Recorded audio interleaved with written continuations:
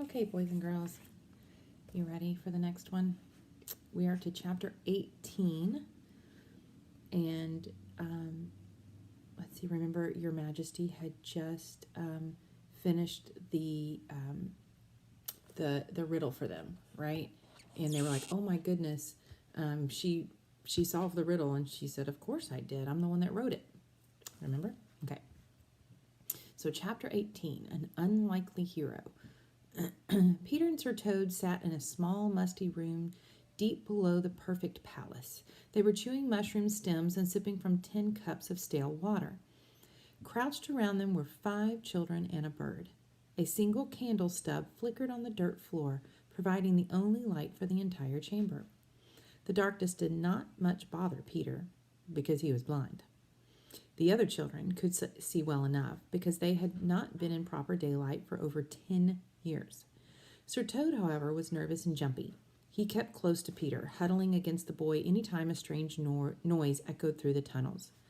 The leader of the group introduced herself as Princess Peg. So that's who Your Majesty is, Princess Peg. She was a tall girl, about the same age as Peter. Like the other children, she wore rags and no shoes. Every inch of her body was covered in the same stale grime that masked each of their scents. It was only when she spoke that Peter could catch the faintest indication of her regal lineage. "It seems so long since I sent that message," she said, setting down her cup. "You can understand how I lost hope of it reaching anyone." Peter couldn't help but feel skeptical. "If you're really a princess, what are you doing here? Shouldn't you be up in a tower somewhere braiding your hair and riding ponies?" "Maybe," she said with some bitterness. "But instead, I grew up underground, a prisoner for the king." "That sounds miserable," Peter said. He thought about how even Mr. Seamus let him out once in a while for errands. "But why would your own father keep you prisoner?" Her Majesty gave the sigh of someone who does not like explaining the obvious. "The king is my uncle. He stole the throne from my father after I was born. When he took over, he had me and the others locked up." "There's loads more than just us," the girl named Giggle said. "Hundreds," Marbles added. "The king keeps them all chained up for his slaves. He forces them to do chores for the whole kingdom."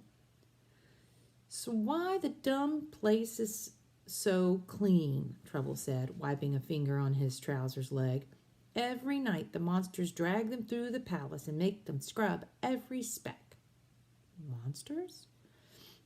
It sounded to Peter like these children were talking about the apes he had encountered. "You mean the night patrol?" he said. The princess shrugged. "You call them the night patrol, but for us they are simply monsters. When you have seen enough of your friends eaten whole, you put aside all formalities." Peter was trying his best to follow their story, but he still couldn't fit all the pieces together. "So there's an imposter king who has taken over the kingdom and forced a bunch of people to be his slaves? How did you 5 escape?" "Simon saved us," Peg answered. "He was my father's royal guard." "We ravens used to be many," the bird said gravely. "Now I am all that remains." "A raven?" Peter's entire body tensed up as he realized the bird, not an arm's length away, was from the same tribe that had murdered old Scabs. "After the princess was taken underground," Simon continued, "I sought her out and pecked her locks apart. I did the same for the other children until my beak would peck no more." The old bird knew something of how blind people could see with their hands, and so he hopped closer for Peter to touch him. The boy recoiled, but then slowly reached out toward him. Where a beak should have been, Peter found only a mangled stump, snapped off at the base. He thought of how difficult it must be for such a proud creature to be so maimed. It would be like losing his... Hold on, I'm trying to fix it so you guys can see. Losing his fingers. "It's not so bad," Simon said. "I only wish I had been able to free all the children." "Wait, all of the prisoners are children?" Peter said. "Every last one," Peg answered. "It's the first thing my uncle did when he took over the kingdom." The missing ones. Everything the sparrow had told Peter in the eating hall was starting to make sense. Pickle had asked him what was the one thing missing in this palace. At the time he hadn't been able to answer, but now he knew. There were no children anywhere.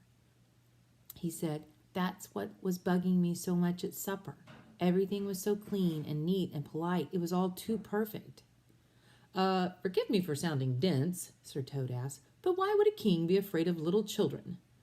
That's easy, Scrape said. It's 'cause we don't like being bossed around none. Simon gave an amused chuckle. You are closer to the truth than you realize, Scrape. King Incarnadine recognized at once the threat that you and your kind possessed to his plans. While adults can be intimidated and deceived, a child's constitution is made from far stronger stuff. He knew that a kingdom full of children would never accept a fraudulent ruler. The raven could not have been more right. As you know, children, unlike grown-ups, are far too clever to be tricked by impostors, a fact that goes a long way toward explaining their distrust of wicked stepmothers and substitute teachers. Simon's words put Peter in mind of a story he had once overheard about a child and a naked emperor. We were just reading that, remember? Of course, we got interrupted because we had to leave. But anyway, we remember how we were reading that story about the emperor's clothes, remember? All right. He could not remember all the details, but recalled it was quite hilarious and quite true. Adults can often be fooled where children cannot. Hearing a grown-up, even a feathered one, speak of children with such high regard reminded Peter of Professor Cake. The boy hated to admit it, but deep down his instincts told him that Simon was just as worthy of Peter's trust, even if he was a raven. Giggled sighed. Pretty soon our parents forgot who we ever was. The king took away everyone's name so they couldn't remember what he had done. That's the reason us kids are all named after whatever we are. Except for the princess, Scrape said with a touch of awe. She held on to her real name. That's why she's still a princess. If Peter could see, he would have caught Peg blushing. I'm a fugitive just like the rest of you, she said. After Simon freed us, we started hatching a plan to rescue the rest of the children. Other than the king, we knew of just one kind of person who might be able to open those locks. A thief. It was our only option. I threw the note into the giant pit surrounding the palace, hoping it would find its way to one of the surviving prisoners in the just deserts. She hesitated, and here Peter caught a distinct note of disappointment. But I guess it found you instead. About that, Peter said, trying to ignore the slight. Why send a riddle? You could have saved us a lot of trouble if you'd written something less complicated. It wasn't that complicated, she muttered. Yeah, Scrape added. And how was she supposed to know it'd end up in the hands of some blimey dummy and his ugly pet? Sir Toad, who up to this point had been listening quietly, had evidently had enough. I've had enough, he said, leaping to his hoofs. I am a fierce knight, known the world over for slaying dragons. Who among you can boast such a feat? And this blind dummy just happens to be the legendary Peter Nimble, the greatest thief who ever lived. At these words, Peter felt every person turn toward him.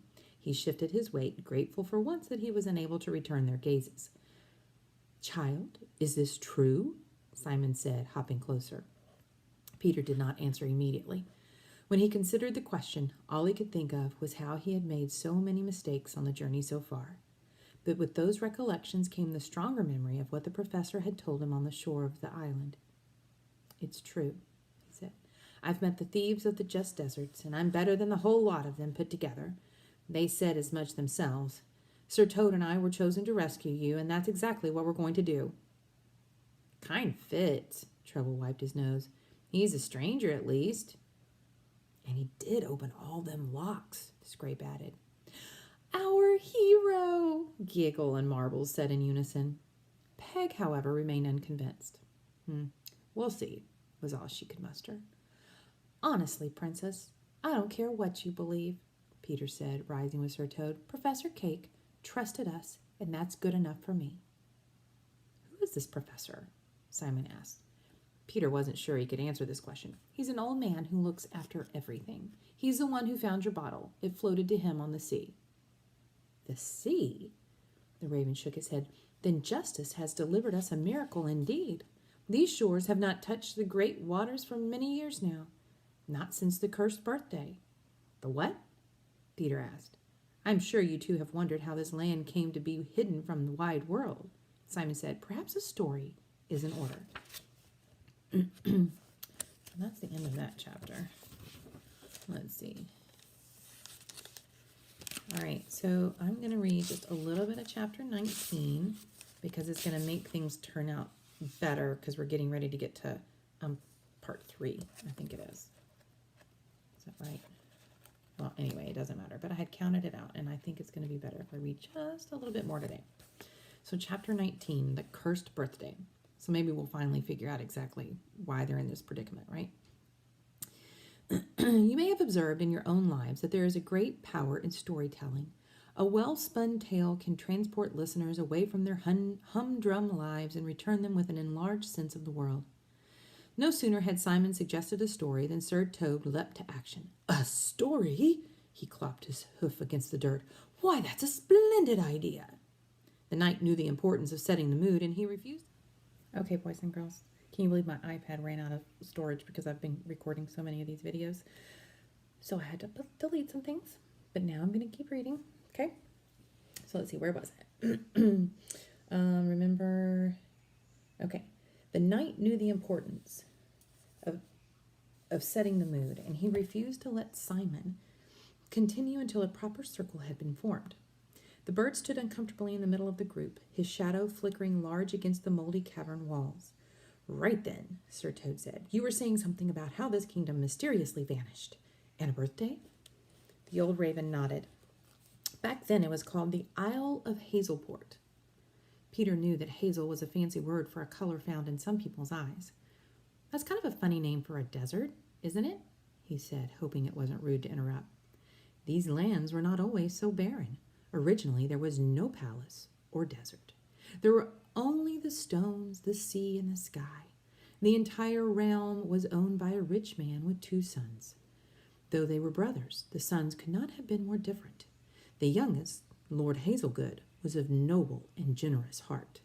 That was my papa, Peg said proudly. The older brother, Lord Incarnadine, was rapacious and cruel. He never missed an opportunity to abuse the peasants of the land. The rich man was greatly troubled by the wickedness he saw in his eldest son's heart, and he feared what might become of the people if he ever ascended to power. And so upon his death, he bequeathed the whole of the island to his younger son instead. Oh, I'm sure that went over well, Sir Toad said. It was an equal shock to both brothers. Lord Hazelgood was not much older than Her Majesty when he came to power, but he was already wise enough to know that his father must have chosen him for a reason, and he vowed to honor that trust. At this time, the humans of the land were scavengers, forced to scrounge for rainwater and food. But young Hazelgood envisioned a better future. He would build a great palace to shine like a jewel on the sea. When the people first heard of his plans, they scoffed. How could he, scarcely more than a child, ever hope to accomplish such a feat? Each brick would have to be chiseled from rock deep underground. The task seemed impossible.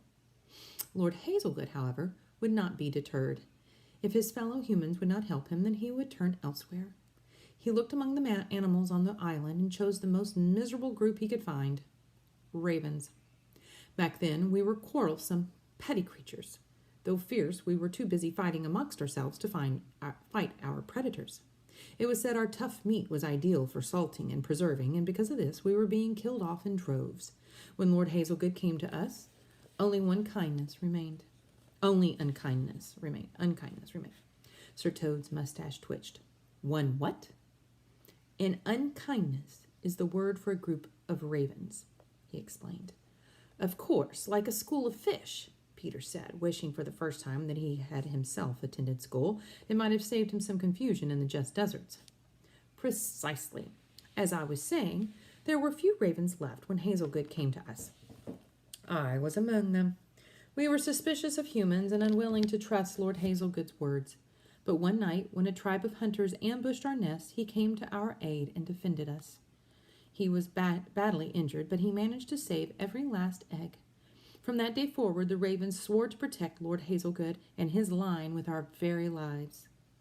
Princess Peg reached over and ran her hand across Simon's dark feathers. And they've done just that.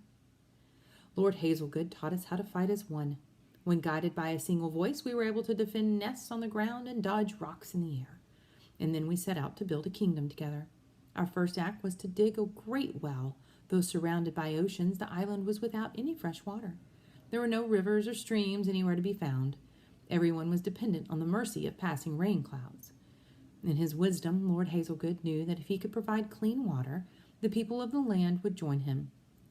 Using only our talons and beaks, we dug at Hazelgood's side for 7 long years until finally we found a great spring deep in the earth. We hollowed out a rock and set it upon the spot, where it remains to this day. Kettle Rock, Peter said. We came across it in the deserts. The rock stands? Simon said wistfully. What I would give to see those hallowed grounds once more. It was Kettle Rock that awakened the people of this land. Once they saw its clear springs, they finally believed that Hazelgood's dream was possible. Over the next 10 years, men, women, and ravens worked with him to transform the wilds into a great palace. We tapped the headwaters below ground and brought streams into the streets. We built a home for every person and filled the courtyards with gardens. The town was named Hazelport, and the people crowned Lord Hazelgood their king. We ravens were appointed as his royal guard. All was at peace, if only for a season. Sir Toad, who had been something of a knack for narration, groaned, cue the scorned older brother. Scorned and scornful, Simon said. During the years of construction, Lord Incarnadine became consumed with jealousy. He had been robbed of his birthright, and he vowed never to forgive the slight. He refused to set foot on the grounds of his brother's palace, remaining on the outskirts with only a few animals and deranged criminals to keep him company. Year after year, deranged criminals, I wonder if that's the criminals in the just deserts. Year after year, King Hazelgood invited his brother to come build at his side, and year after year, the offer was rejected. As the towers grew, so did Lord Carnadine's bitterness. And finally, one cold night, he took to the seas. No one knows where he traveled in those years, but it was whispered that he went in search of dark magic, unlike anything seen in this land. And during all that time, he never lost sight of his single aim. Revenge, Sir Toad said with a bit too much enthusiasm. Revenge, Simon echoed more sorrowfully. It fell on the eve of a great celebration. The palace had been completed, and so the people had all begun building families. Chief among them was King Hazelgood, who had fallen in love with a beautiful woman named Lady Magnolia. Together they were anticipating the birth of twin children, one boy and one girl. In honor of this momentous occasion, the citizens of Hazelport had decided to throw a great feast. On the night the prince and princess were to be born, every soul in the kingdom assembled in the courtyard. The people cheered as King Hazelgood and Queen Magnolia presented their heirs. The girl, who was born first, was publicly christened Princess Peg. That's me, Peg said, blushing. What was the other twin's name? Peter asked Simon. The second child was never given a name, for on that very night Lord Incarnadine had secretly returned to the kingdom and disguised himself within the crowd. He brought with him an army of monsters, the likes of which no one had ever seen. A horde of savage beast apes from another land, armed for war. Where he found the creatures I do not know, nor can I say how he managed to gain their loyalty. He had smuggled them into the palace through underground sewers, where they awaited his command. When King Hazelgood raised the second child before his subjects, Lord Incarnadine loosed a battle cry, and his terrible army attacked. The creatures swept through the crowd, killing and devouring the people. Simon paused for a moment, overtaken by his emotions. It was a massacre. Peter winced as he ran his fingers along the scars on his forearm.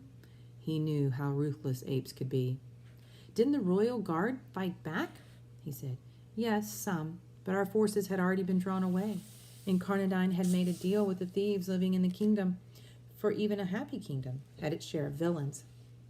Right before the christening, the royal guard discovered that all of the sleeping children had been stolen from their beds. They were all clipped? Peter said with wonder. He remembered how the old thief Clipper had refused to help him back in the just deserts. I'm not doing it again, he had shouted before running off into the night. They were betrayed, Simon said bitterly. The thieves hid the infants deep underground where no one could hear their cries, and then took to the seas with bags full of gold, payment for their treachery. Incarnadine had given the bags knowing that they would be mistaken for the missing children. When some of our guards reported their hasty escape, our captain led the bulk of our flock in pursuit. It was only after the flock left the palace that Incarnadine and his army attacked. The ape creatures were armed with weapons that could breathe fire and cast spears through the air. Those of us remaining were unprepared for such magic. We fought bravely, but were too few. What happened to the other ravens? Sir Toad asked. Our captain and his troop caught the thieves and attacked them while they were still trying to sail to safety. Can you hear the loud airplane? Give it a second.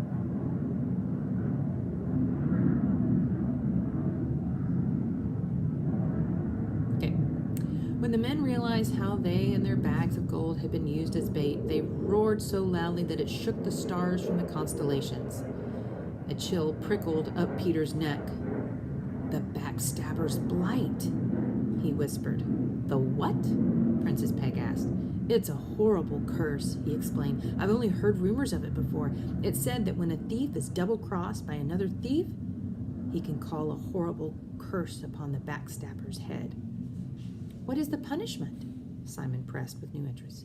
They say that every man under the backstabber's blight ends up dying the same way, like a miserable worm.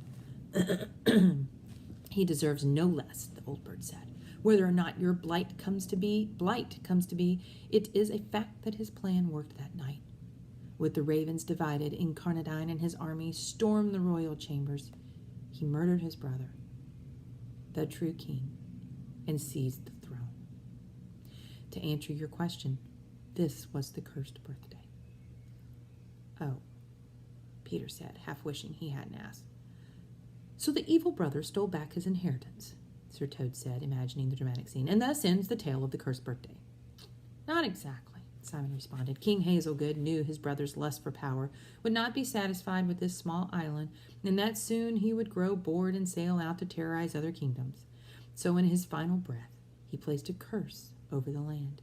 He declared that so long as Incarnadine reigned, Hazelport's shores would never meet the sea. And at those words, the island trembled from pole to pole.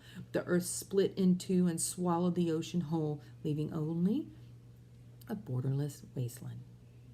The whole kingdom vanished. Sir Toad stomped a hoof. We've been trapped here ever since, the princess said bitterly. The big pit surrounding the palace is too wide to cross, even for Simon. No one can get in or out. No one but us, Peter reminded her. Though he had declared before that he didn't care what the princess thought of him, he found himself seeking her approbation, which means approval. If that's not proof we're supposed to be here, what is? Oh, he's got a point, Sir Toad said, before moving to a more pressing subject. Now, I see just a few holes in the story, Simon. You explained how the Just Deserts came about, but how did this raven seize control of the place? Simon blinked at Sir Toad. I do not understand your question. The ravens and the thieves all drowned when the seas withdrew. I have heard rumor of a few survivors, but not a few, Peter said. Thousands. They're led by a bird named Captain Amos. Simon caught his breath and hopped closer. Captain Amos? He lives? Did he and his brothers help you on your quest? Yes and no, Peter said. I think the ravens tried to help us, but I made the mistake of trusting the prisoners, and they used me to help break into the armory and steal back their weapons. Hearing the old bird story made Peter realize just how wrong he had been in trusting the thieves. When we left the Just Deserts, Captain Amos and the others were still fighting for their lives. He hung his head in shame. I'm sorry. There is nothing we can do for them now. My brothers are strong fighters. Justice will deliver them. The old bird remained silent for a long while, contemplating the war raging on the other side of the chasm. Peg finished the story. Once my uncle took the throne, he acted like the whole attack had been a bad dream. The adults woke up the next morning to a clean palace and a hot breakfast. He pretended that he had always been their king, and they his loving subjects.